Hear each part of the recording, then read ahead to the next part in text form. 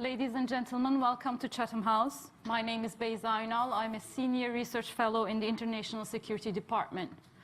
Before the discussion starts, let me make a few important remarks. This event will be on the record and is being live streamed. You can comment via Twitter using hashtag #CHEvents. CH is in capitals.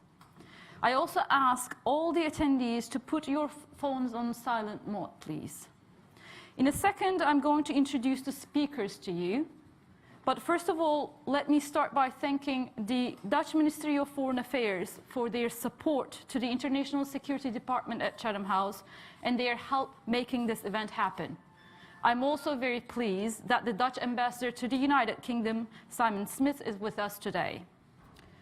Today, we're going to discuss the use of chemical weapons in modern conflicts, recent use of nerve agents for assassination purposes, and the use of chemicals such as sarin and chlorine in the Syrian conflict have demonstrated the need for the international community to examine closely the CWC, Chemical Weapons Convention, and the role of OPCW in implementing enhanced verification mechanisms to prevent the future use of such weapons. I'm very fortunate today that we have three exceptional speakers with me. From the sitting order, on my left, we have His Excellency Ahmet Üzümcü, and yes, I can pronounce his last name. Ahmet Üzümcü has a very long list of achievements, and I will highlight only some of those. He was appointed Director General of the Organization for the Prohibition of Chemical Weapons in December 2009. Later, he was reappointed for a second term in December 2013. Ambassador Üzümcü received Nobel Peace Prize on behalf of the OPCW in December 2013. And in 2014, he was awarded the Medaglia d'Onore and Sigillium Magnum by the University of Bologna, Italy. Last but not least, in December 2015, His Excellency Mr. Laurent Fabieux decorated Director General Üzümcü with the Légion d'Honneur. In the middle seat, we have Katerina Maklish. Katerina is a senior fellow at CIPRU at the University of Sussex. She became the co-director of the Harvard Sussex program on chemical and biological weapons in 2010. And she conducts research on the dual-use aspects of chemical and biological agents and how to design effective mechanisms to prevent misuse of science and technology. In 2013, Ms. Maklish began a research project to collect data on allegations of chemical weapons use in Syria and laterly in Iraq. This work still continues. On my far left, we have Dr. Peter van Ham. He's a senior research fellow at Klingendal Institute, and since 2000, he's also the visiting professor at the College of Europe in Bruges. His research focuses on European security, transatlantic relations, as well as the proliferation of WMD. Previously, Dr. van Ham worked at the European Union Institute for Security Studies, at Chatham House, among other places. Now, I would like to ask Ambassador Üzümcü to give his opening remarks, and then we will come back to the two panelists for their remarks. Ambassador, the floor is yours. Excellencies, distinguished guests, ladies and gentlemen, I wish to start by thanking the organizers, especially the Dutch Foreign Ministry, for supporting this event. Before we go into the mechanics of how best compliance and implementation issues can be dealt with in view of the known challenges, which is the topic of today, it would be worthwhile to recall the key features of the CWC regime. We all know that the Chemical Weapons Convention is the only treaty of its kind which prohibits in a comprehensive and uncompromising manner an entire category of weapons of mass destruction, namely chemical weapons. It's also a treaty that does not rely on mere declarations of intent, but is backed up by verification. No less important is the oversight function that devolves on states parties who have assumed a responsibility to ensure compliance by all members by acting through the policymaking organs of the OPCW. The comprehensive nature of the Convention means that compliance is a rather broader concept. That's why the Convention foresees a hierarchy of steps in the context of its Article 12, which contains the stipulations for measures to redress a situation and to ensure compliance. Minor issues are to be dealt with within the organization, which has various means at its disposal to persuade countries to comply with their obligations. In cases of particular gravity, which are generally understood to mean situations affecting the fundamental prohibitions of the Convention, a referral to the United Nations is foreseen. While the Convention mentions both the UN General Assembly and the Security Council, it's only the latter that has enforcement authority and therefore, in practical terms, a crucial role in upholding the integrity of the Convention in critical situations belongs to the Security Council. The use of chemical weapons clearly falls under this category, justifying measures under the collective security provisions of the UN Charter. As the organization evolved following its establishment, different issues at different points in its life emerged as worthy of special attention and focus. Thus, in the past, the Executive Council adopted in 2003 an action plan on promoting the universality of the Convention. This happened at a time when a need was felt to increase the rate of accessions to the Convention. The action plan enabled a systematic approach in persuading countries to join the Convention with resources made available to the Secretariat for the purpose. The results were positive. The Convention registered the highest rate of growth in membership of any disarmament treaty. Similarly, in 2003, the Conference of States Parties adopted an action plan on implementation of Article 7. This was a response to a general concern that the Convention will only be as effective as its national implementation through domestic legislation and related measures. Here again, the results have been encouraging, and national implementation has steadily improved over the years with investment of time, energy, and resources in a planned and structured manner bearing fruit. Still, much remains to be done in this area. A third major issue that was tackled by states parties in the characteristic spirit of compromise and consensus was the politically divisive issue of meeting the deadlines for destruction of declared chemical weapons. Through decisions that stipulated enhanced reporting and oversight measures, the two major possessors, namely the Russian Federation and the United States, were allowed to continue their destruction campaign beyond the lapsed deadlines as given in the Convention. The bargain was that states parties needed to remain assured of their commitment, and they would continue to demonstrate in a tangible and transparent manner the steps that they take towards completely eliminating their declared stockpiles within a reasonable period of time. Today, 96% of all declared stockpiles have been verifiably destroyed, and only the United States remains to complete its program, which is on track, aiming for an end day in 2023. The most important challenge was, however, reordering the priorities in order to ensure that once the disarmament part of our mission was over, the organization continued to remain an effective barrier against the re-emergence of chemical weapons.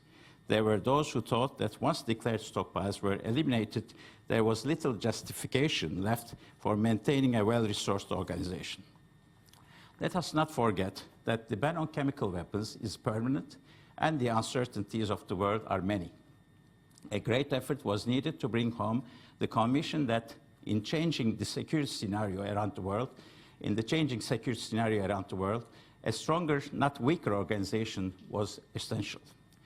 The role of the OPCW in dealing with international terrorism, for example, shows how the organization is able to craft responses to challenges that were not quite foreseen at the time the convention was negotiated. The incidents involving the use of chemical weapons in scenarios that could not have been anticipated a few years ago amply reinforce the point that the organization needs to prepare, and prepare well, for dealing with the most unexpected situations that threaten lives and imperil the rules that it has taken us a long time to sanctify.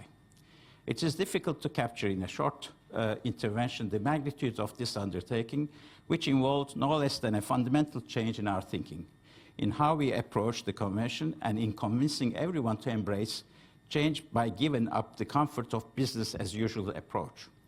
We have today before us the outlines of a well-thought-out and well-debated roadmap that, when implemented, will indeed enable the international community to continue to reap the security and other benefits of the convention well into the future. The reason for me to recount these episodes is to underline the fact that each of these issues was dealt with in the framework of the Convention and in the best traditions of multilateralism, namely through giving up on our maximalist positions, through constructive debate and discussion, and by never giving up on the search for compromise. What we face today is the most consequential fork in the road. There have been a number of confirmations of use of chemical weapons at a time when we all were beginning to actually think that humanity was finally rid of the scourge of chemical weapons use. This has naturally brought an intense focus on the work of the OPCW. It's important to bear in mind that the outrage we feel at the use of chemical weapons is precisely on account of the fact that the norm is now regarded as universal and its violation considered intolerable. Against this widespread sentiment of protecting the norm and upholding the rules of the Convention, we unfortunately find a political reality that prevents action beyond a certain point. That is the dilemma we currently face, and that's what we must try to resolve as quickly as possible to restore faith in the effectiveness of the multilateral system on which international peace and security are entirely dependent. Chemical weapons use in Syria and incidents at Kuala Lumpur airport and recently in Salisbury represent a rude awakening to the reality of chemical weapons in our contemporary world. These incidents naturally lead to the question of the role of the international organizations, in this case more particularly to the OPCW, and what it can and should do to establish accountability as well as to prevent recurrence. It's important here to appreciate the strengths of the existing international mechanisms, but also to be aware of the limitations under which these function. A bifurcation of responsibilities exists whereby the Secretariat is made responsible for implementing the decisions of policy bodies, where state parties are exclusively the masters. In implementing their will, the Secretariat draws upon not only its expertise, but also its commitment to objectivity and impartiality. Success is assured when these two organs work in tandem and each performs within the authority assigned to it. In this manner, they not only work productively, with results often exceeding expectations. Take, for example, the mission to eliminate Syria's chemical weapons program. No one doubts the fact that this became possible once the United States and Russia were able to forge an understanding and an agreement to resolve the international crisis created by the imminence of the use of force following the chemical weapons attacks in Ghouta in suburban Damascus in August 2013. A shared responsibility was then created between the UN and the OPCW for the implementation of the actual program for the removal and destruction of Syria's chemical weapons capabilities. An unprecedented international effort led to the removal and destruction of Syria's chemical weapons. Then we were faced with reports of allegations of use of toxic chemicals as weapons, particularly chlorine, and I had to establish a mechanism to investigate those allegations. The FactFinding Mission, which I established in spring 2014, undertook investigations into allegations of use in the most difficult circumstances in Syria, primarily due to the ongoing civil war. Security conditions made on-site activities highly risky and therefore nearly impossible, especially after an armed attack on the very first attempt made by the FFM to visit sites of interest. Yet in the collection, analysis, and reporting of evidence, we have never compromised on procedures and methods that are grounded in the Convention and in science, and also otherwise conform to internationally accepted standards. It's only after following the most rigorous procedures that the FFM has documented numerous incidents confirming the use of chemical weapons. Similarly, the OPCW-UN Joint Investigative Mechanism, JIM, as we call it, which was established by the UN Security Council 2235 in August 2015, to attribute responsibility, fulfilled its mandate and examined multiple incidents establishing in several instances the responsibility for the use of chemical weapons at the level of state and by the terrorist group that calls itself the Islamic State. However, the Security Council was unable to act further, and the mandate of the JIM was allowed to lapse. While the JIM no longer functions, the FFM continues its work. On 7th April this year, the OPCW reacted to credible reports of the use of toxic chemicals as weapons in Douma, a town in eastern Ghouta. A team of FFM experts was dispatched to Syria, and eventually, after some delay, due to factors beyond its control, was able to start collecting samples on 21st April. The FFM has completed its initial deployment to Douma, and the gathered samples are being examined by the OPCW designated laboratories. In parallel with the activities of the FFM, the OPCW has also been working to clarify outstanding issues concerning the Syrian Arab Republic's initial declaration of its chemical weapons program. The OPCW, through its declaration assessment team, has engaged the Syrian authorities in order to resolve the gaps, inconsistencies, and ambiguities in its declaration.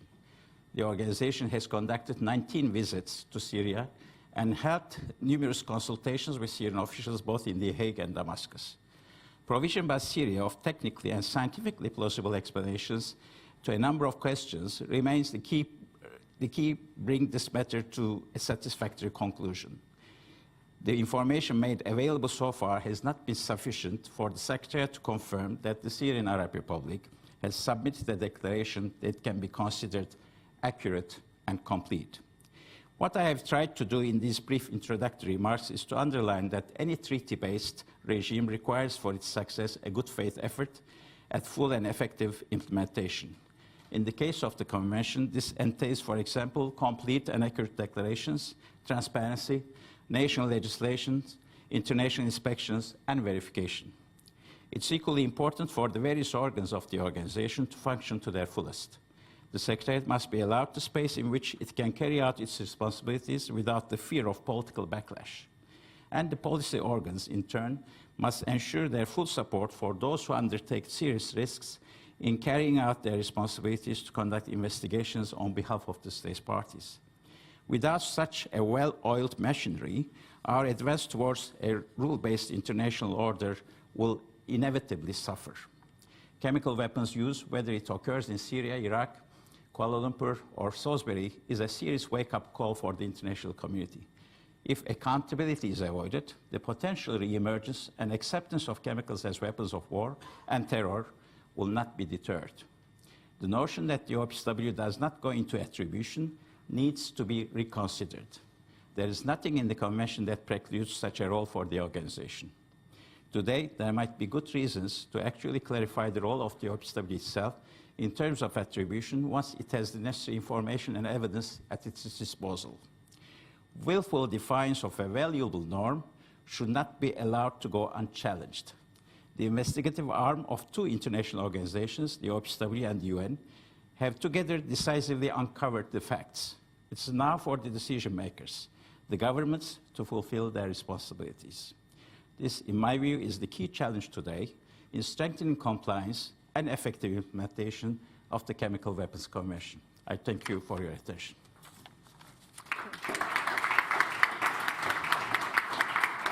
Thank you very much, Ambassador. Now, without taking time, I would like to turn to Ms. McLeish. Can you tell us what are the problems that exist today that you see, and how can we move forward? Sure, and thank you for allowing me to participate in today's discussion. I'm going to reflect on three areas. By no means are these the only problem areas that we face, but I was inspired by your event outline. And the first of them is about the changing nature of warfare, because it does indeed seem that the nature has changed and the experience of conflict has changed. This, of course, predates the conflict in Syria. But it does appear that these types of conflict experiences have some common characteristics to them. It appears that identity is a driver. It appears that actors other than traditional military forces are involved, that the distinctions that we previously had between war, between organised crime, between human rights violations appears to be eroding, that terror appears to be a tactic which is used, and that often these are part of a wider economic and social regional instability issues. If we consider the historical record for chemical weapons as filled with gaps as that is, what we can see is that indeed there were explorations of utilities for chemical weapons that lend themselves to these sorts of objectives of terror, of displacement, of destabilisation. And so it was this that led a leading scholar in the area back in 2008 to suggest that conceivably chemical weapons will have a greater affinity in these sorts of conflicts than they did to the older type war experiences. And here I'm reminded of a conversation that I had not so long ago where I was teased about not understanding or not recognising that the word disarmament contains the word armament. And speaking to the strength of the norm, as the Director General did, I think it's good that for someone of my age that we forget the armament side of it. But with events as they are, I think that we need to remember that these are weapons that can be used, they have been proven to use, and we need to ensure that they don't have an expanding role in our conflict situations. The second reflection is a broader reflection, and that's really that these conflict experiences are occurring within a societal shift, a societal trend towards distrust. And that's distrust in people in positions of power, in international organisations, in experts indeed. And I came across a trust barometer that was performed for this year, and it really had some quite remarkable results of the levels of distrust that were felt over the 28 countries that it surveyed. And that's food for thought generally, but it's also food for thought within the chemical weapons issue area, because linked to this is the role of social media. And the power of the filter bubble that exists within social media. We've seen how social media has been used in terms of responding to allegations of chemical weapons use. We've seen social media users comment upon the allegations, upon the actions that are then taken, the responses that are then taken. We've seen the spread of multiple narratives about allegations, and once doubt and mistrust is seeded online, it's very difficult, not impossible, but difficult to rein that back in again. And in some ways, again, this is not necessarily new territory for chemical weapons issues. Allegations of use have always had or resulted in emotive responses. Association with them has always been used to vilify an enemy. But what is different, I think, with social media is the speed at which this is occurring, and also the amplification, the spread spatially of these feelings. So what are we to do? This is the moving forward section. Well, the Chemical Weapons Convention is extremely clear as far as I'm concerned when it comes to use. The use of chemical weapons by anyone, anywhere, under any circumstances, is not allowed. That formulation, that prohibition, doesn't refer to particular actors only. It doesn't refer to particular agents. It's complete, that prohibition. All toxic chemicals are to be regarded as chemical weapons if they're intended for purposes that are not permitted by the Convention or are held in types and quantities which are not in line with such types and purposes. And this is what we call the general purpose criterion. And again, I think that is very clear. So for me, it's as simple as that when it comes to issues of use. So the upcoming review conference presents a real opportunity, I think. I think it presents an opportunity for all those people, governments, industry, academics, everybody who is associated with toxic chemicals to declare their understanding that use is prohibited. This may seem like routine business for a review conference, people making declarations, but I think in these troubling times, these declarations are very important. And I think a coordinated declaration for everybody who uses and works with toxic chemicals could actually be quite a compelling action to take.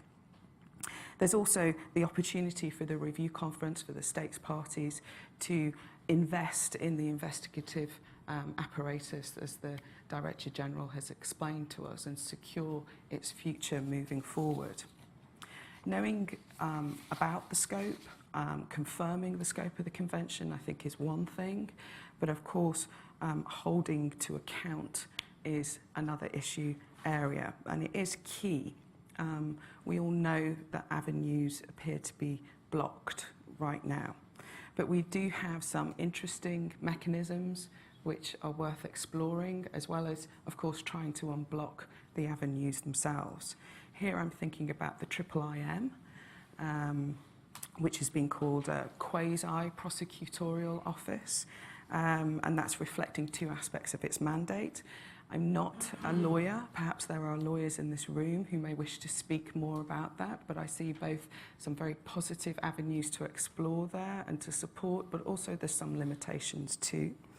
And then, of course, we have the Partnership Against Impunity, which is an interesting initiative as well. And it seeks to support holding to account in particular ways. And I note that at their recent meeting, they did call for a special session of the Conference of States Parties. And I'm keen to learn and hear more about this in due course, as I'm sure you will as well. But in general, I think the process of holding to account is going to be slow. I think it's going to be frustrating.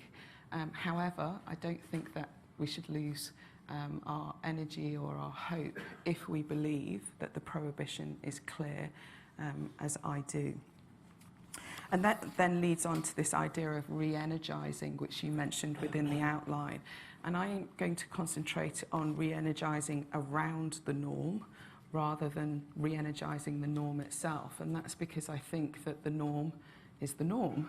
It's what goes on around it that we need to deal with. And I'm struck by some writing that a colleague of mine did, Jez Littlewood, in the biological weapons area, where he said that, you know, threats change, but the key problem of deliberate use remains the same.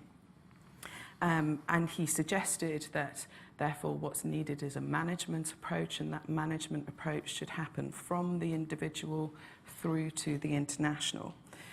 So here, if we transfer this into the chemical weapons domain, what we're talking about is a layered environment where everybody gets involved, and that's the energy that I think that we need to bring, where individual pledges, where oversight of activity in laboratories or in industrial facilities, understanding and adhering to legislation, whether it's specific to security or in the broader area, is important. And it's as important, it must work with what it is that governments are doing and what it is that international organisations are doing. It's the ensemble of activities around the norm which I'd like to see energy in. And I think that the multi-stakeholder approach is very much recognised. Certainly there have been a lot of activities, especially over the last 5 years, that's been led by the OPCW. I am, however, left wondering if there's more that we could do in that area. And I'll leave my intervention there. Thank you. Thank you very much. Thank you. Now I'm coming back to Dr. Van Ham. How do you see the future of the OPCW and Chemical Weapons Convention in general? And I know that you have some aspects to add about UN Security Council Resolution 1540 as well. The floor is yours. Well, thank you very much for having me. It's always a pleasure to be back at Chatham House. Let me just warn you, this is a long version of my very brief points I'm going to make. This is a report which we published in October 2017. It was commissioned by the OPCW. It's called, appropriately, Chemical Weapons Challenges Ahead, the Past and Future of the OPCW. It's still, of course, available online at the website of the Klingendahl Institute. But just like Catriona, I'd like to limit my remarks to 3 points. They basically hook up to some of the aspects which have already been mentioned, but I would like to bring them perhaps in a more pronounced focus. And the first thing I would like to say is that one of the key challenges if you look ahead for the OPCW, you could say is that it should, and is probably already in the process of making a switch to classical disarmament, of course very important verification, to a much more political, non-proliferation international organization. And this is, if you go to the OPCW and know what the DNA of the organization is, quite a pronounced change. This is an organization which has for a very long time been under the radar, very technocratic. 99.99% of the population has no idea what it does. And in that shadow, it has basically flourished. And of course, with all the events we've seen in the newspapers, and most of them very dramatic, it comes with a lot of political contestation. And this is something which I would say the organization is facing and has to address. Having said that, and the ambassador has already indicated that, there are some steps which the OPCW has already taken towards dealing with this politicization, if you wish, of the organization. The ambassador mentioned the UN Security Council a decision to establish a UN OPCW Joint Investigative Mechanism, the JIM, which was very political. It basically went into Syria to determine who was responsible for the use of chemical weapons. It doesn't come more political than that, as we have seen. It started in 2015. It has published several very interesting reports, blaming, amongst others, the terrorist group Islamic State for the use of chemical weapons. But as the ambassador has also indicated, end of last year, it was basically not extended. This was before the Skripal case even, and Russia has been very critical of this overall process. And we have to acknowledge that the Russians, a few years back, have even proposed a kind of competitor to the OPCW, if you wish, namely what they call a chemical counterterrorism convention, which should work in a Geneva-based conference for disarmament. It doesn't get much traction. I don't think this will fly. I don't think so. But the criticism is there. It's very pronounced. And I think the OPCW has to and is already starting to get its arms around this challenge. What to do? What does it mean for the organization? Is it, if it becomes a political platform, which it inevitably will become and is. If you look at attribution, this is exactly what a political dynamite of today is. So this is something which I think the new upcoming fourth review conference might, or perhaps even should, tackle. The second point I'd like to make is the multi-stakeholder process, which Katrona already indicated. And this is what I think is important, namely the strengthening of the OPCW's engagement with the chemical industry. This has to be done, is going on, for the very simple reason that the chemical industry is truly globalized around the world. And the OPCW's involvement with chemical industry is still, at the moment, I think, not developed as it should be. The OPCW is perhaps lobbied a little bit by chemical industry, but the role is still very unofficial. Perhaps you should say, well, that's exactly how it should be. But there are some opportunities, I think, where there is room for improvement, particularly because this is something, if you want to strengthen and maintain a norm, you have to have all the stakeholders involved. And particularly chemical industry, I think, is important. And they have a very important stake in it themselves. It will basically reflect very badly on chemical industry if it can be traced back, that is, chemical weapons drama is linked to their facilities.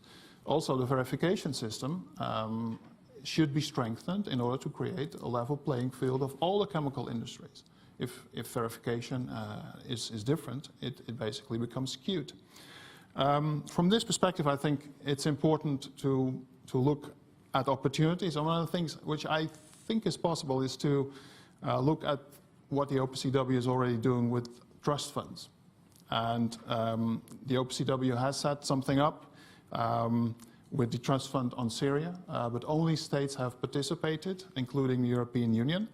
And I think one of the things which could happen if chemical industry would put more money in this is that the OPCW would become much more better endowed with financial and technical resources for verification.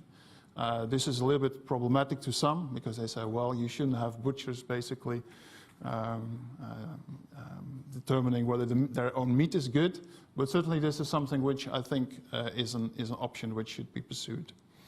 Third and last, and it's also something which has been mentioned, is the simple fact that I think we should look at what's achievable today and look a little bit further than only the OPCW and the Chemical Weapons Convention. And if you look at UN Security Council Resolution 1540, which was turned into international law in April 2004, it basically is very clear and looks at a whole range of weapons of mass destruction, including their means of delivery, particularly geared to non-state actors. And all the states, all the member states of the UN have an obligation to, in their own national legislation, penalize and have judicial framework in place to deal with chemical weapons, including other weapons, weapons of mass destruction categories, to focus on that. Not just for transfer, but also for all the other aspects. And if you look at how underfunded the 1540 Commission is, it's quite astonishing, actually, given its importance. So one of the things which I think we could do is to look around the Chemical Weapons Convention and the OPCW, look what's, let's say, the low-hanging fruit. We already have that. We don't need a new convention, and to strengthen this. And if we go in this direction, I think we can also balance a little bit the political controversy, which the OPCW will no doubt get itself into in the future. Thank you. Perfect. Thank you very much. This is brilliant. What I see is the emergence of common themes, actually, from the speakers. You talked about compliance issues, implementation, the role of OPCW when it comes to attribution, as well as, I think, issues related to the scope of the convention. In a second, I'm going to take questions from the audience. A couple points before that. Please wait for the roving microphone before you start to speak. And please state your name and your affiliation. And the third point that I have in here is that if I realize that you're making a statement rather than asking a question, I'm going to abuse my role as a chair and cut you off. And I'm saying it directly. So thus, please keep your questions brief, okay? And I'm warning you on that beforehand. Now, I would like to take the questions. If anyone has a question, please raise your hand. Can I take the question there from the lady at the back? Hi, Lizzie Dearden from the Independent newspaper. The Director General said that he'd like to see the OPCW explore attribution. Does it have information that could attribute the Salisbury attack at the moment, and has it shared that with the British government? Can I take two more questions, and then we can do the roll? Richard Guthrie from the, yes, here. And then next to Richard. Yeah. Thank you. Richard Guthrie, CBW Events. It follows on from the last question. Sergei Lavrov made comments about detection of BZ in samples. And this seems to me, I mean, this is now, the truth has come out, the misunderstandings that were there have become clear. But it seems to me a very interesting situation of the juxtaposition between transparency and confidentiality. Clearly, the testing system has to have confidentiality, but the lack of understanding, because of that high level of confidentiality, allowed misunderstandings to be promoted, shall we say. So are there lessons to be learned from that? Next to you, Richard. Can you go next to you? Yes. Ibrahim Ulabi from the Syrian Legal Development Program. We've seen a shift from focus from the facts that are collected to who collects them. I was in Idlib in 2014, a few kilometers away from Khan Sheikhoun, and I've seen first responders run to the area in order to be able to collect soil samples and other types of evidence.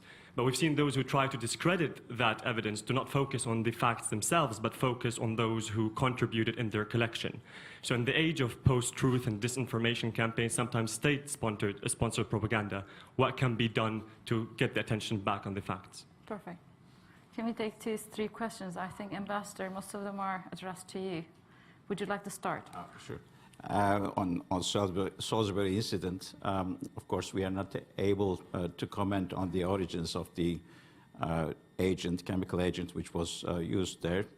Not only because we have no mandate for this, but we are not involved in the investigation, which is still being conducted by the British authorities. On the analysis of samples collected by our experts in Salisbury, indeed, there is a procedure, strict one, which is followed by the designated laboratories as well as our laboratory.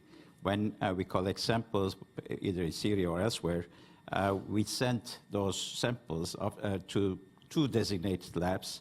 And in addition to the samples collected, our experts add one positive and one blank sample in order to verify the quality of the work which is to be done by the designated labs. So, in other words, the designated labs should have analyzed those samples, blank and positive one, and identify whatever agents are involved in those samples.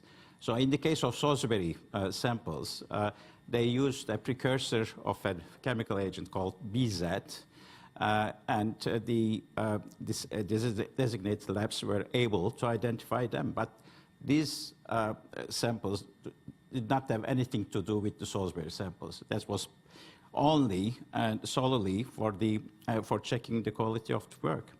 And the same applies to the blank samples. They were also identified that there was nothing in blank samples. As to the collection of samples as well as other material, I should make clear here that the FFM is not only relying on the samples or their analysis, results of analysis, but on several material interviews with victims, interviews with the health personnel who may have treated them, and many other information that they were able to collect from different sources. So it's a combination of all this material on which they could draw conclusions, and they submitted their reports. Perfect. Would you like to add any point, or should I go and take more questions? I think we have a lot of questions on the floor. Okay, I need to choose from there. There's no one I see. The gentleman at the back, and then I'll come here, back there. Norman Dombey, University of Sussex. I'm not a chemist first, I'm a physicist, so I know something about nuclear weapons and very little about chemical weapons. Matter of definition, Catriona said that any chemical which is used essentially in a retrograde way is a chemical weapon. I wanted to ask, first of all, why we recently had a criminal attack on some people by someone who threw hydrochloric acid over them. What distinguishes use of hydrochloric acid in an assassination attempt and the use of Novichok in an assassination attempt? Perfect. Why aren't both criminal as opposed to chemical weapons? And the second point is I was involved in the other poisoning in London, the Litvinenko affair. If Novichok was a chemical weapon, why wasn't polonium a nuclear weapon, and why shouldn't it also be banned by the nuclear treaties? Thank you very much. Can we come here to the first row, please? Two gentlemen on the first row. Ian Orr, retired UK diplomat. In order to defend both their military forces and their citizens from chemical weapons, to what extent do countries need to maintain a small experimental manufacturing capacity?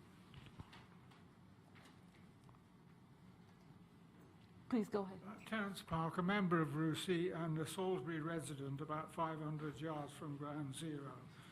So I've had an opportunity to observe this activity, and I'm struck by Can you hold it the lack of expediency, basically, it's, in Salisbury we have clearance by committee. We have several layers of committee clearing it. And I'm just wondering what's done to try and speed up the testing process of samples, because this seems to be the essence of the problem.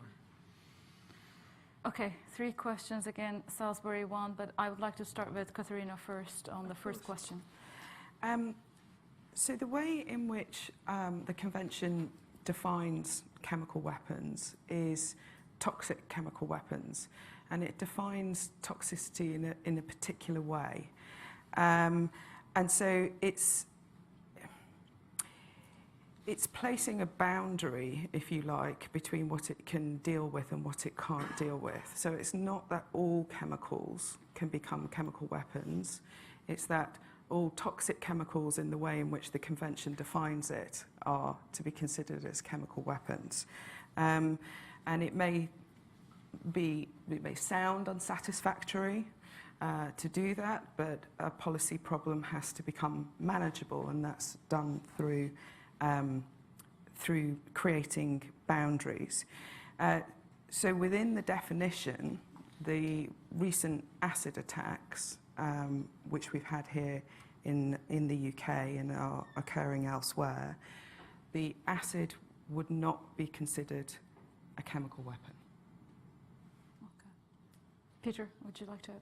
Yes, I think one of the charms and I think strength of the OPCW and the Convention is a general purpose criterion, that basically you look at a chemical and how it's being used. So that's, for example, why chlorine is, if it's used as it has been used in Syria, it could be and has therefore been a chemical weapon because it was used in a certain manner.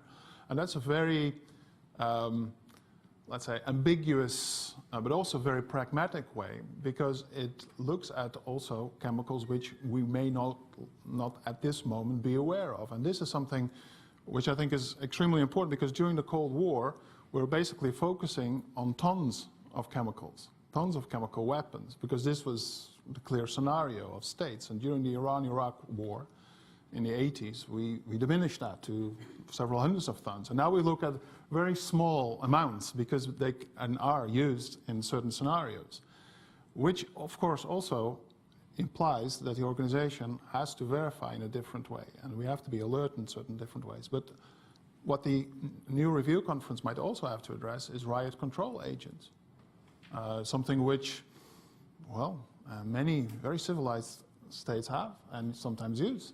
How do we deal with that? And there are all kinds of new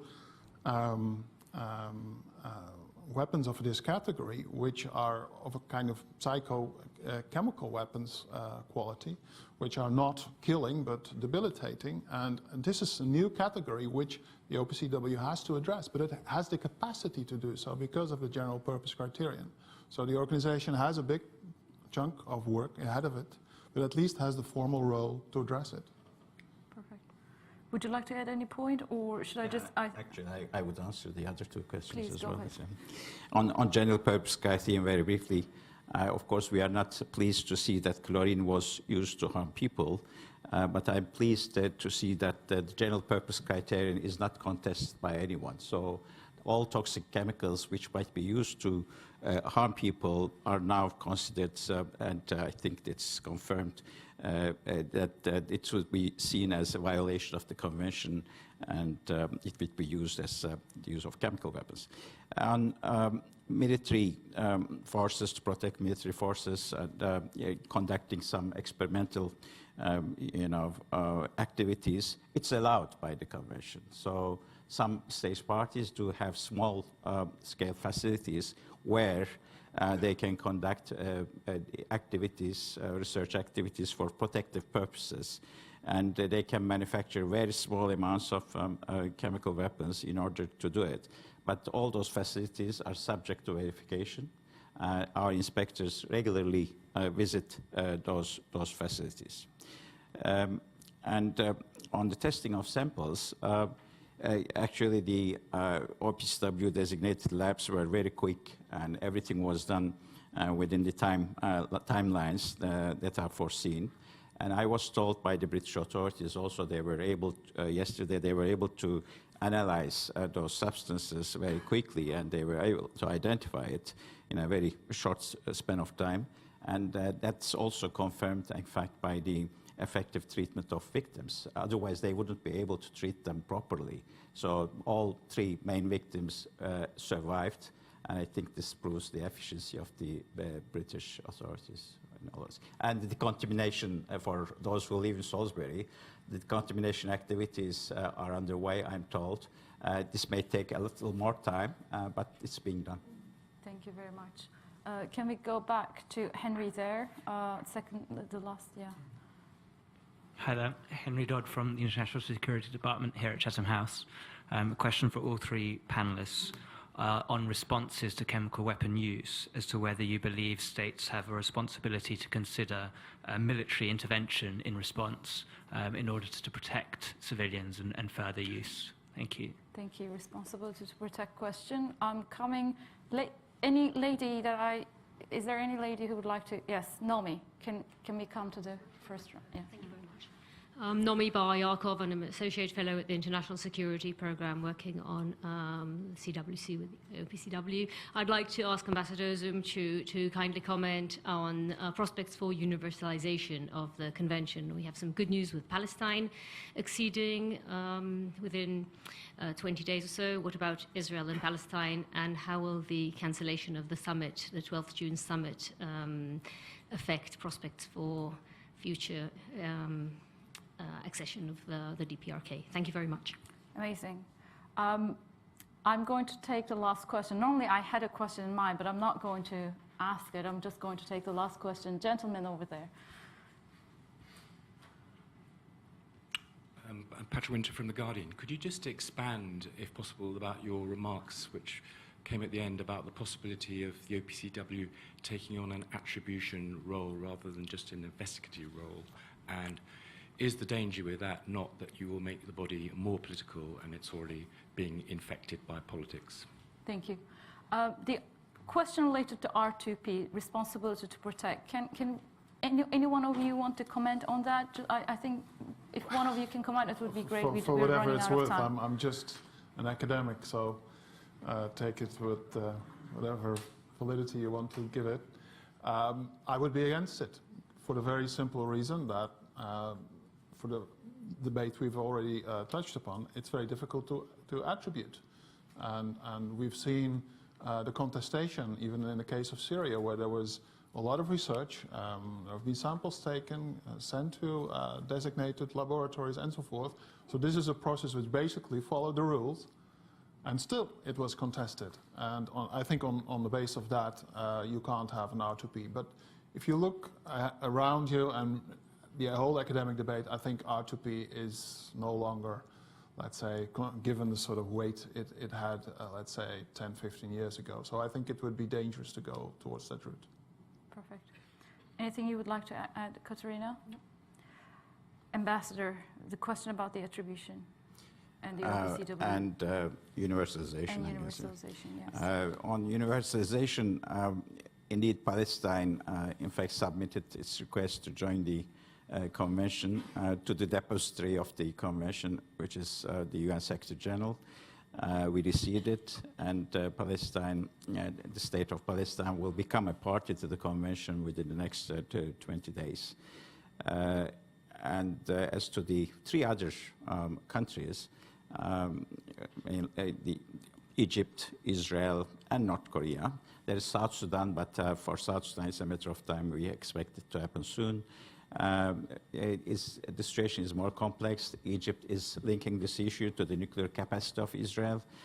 So from their point of view, Israel should give up its nuclear capacity before Egypt joins the Chemical Weapons Convention. And they are promoting the WMD free zone in the Middle East, which would in fact prevent that any country in the region having WMD capacity.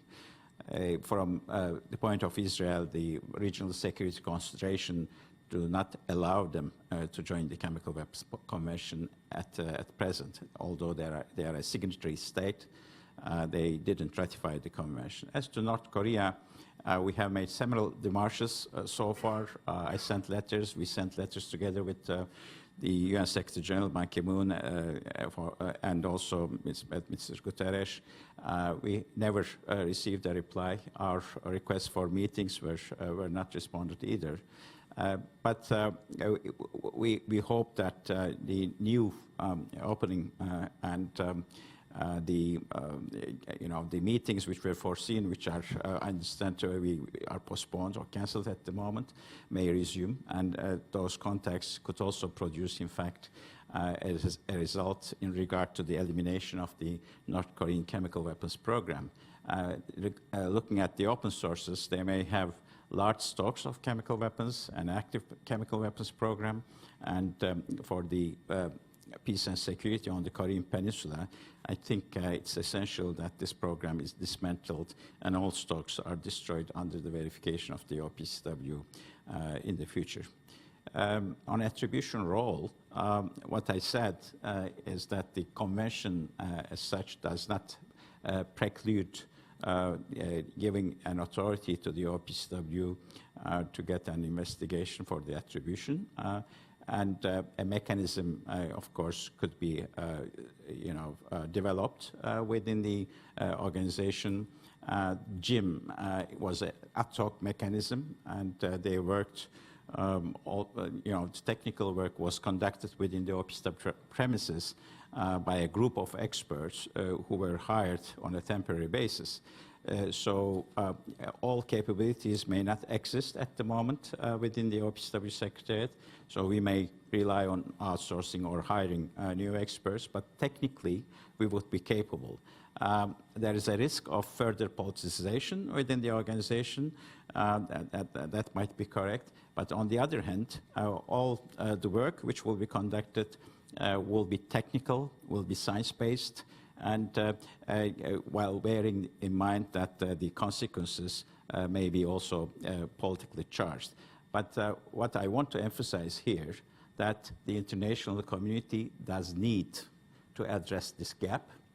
I don't think we can afford to continue, to maintain this situation in the absence of an attribution mechanism to investigate, to identify the perpetrators of the use of chemical weapons. So that's the main message that I am conveying to state parties.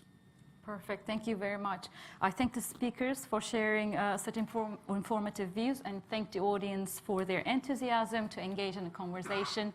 I think this is the end of the session now. Thank you very much.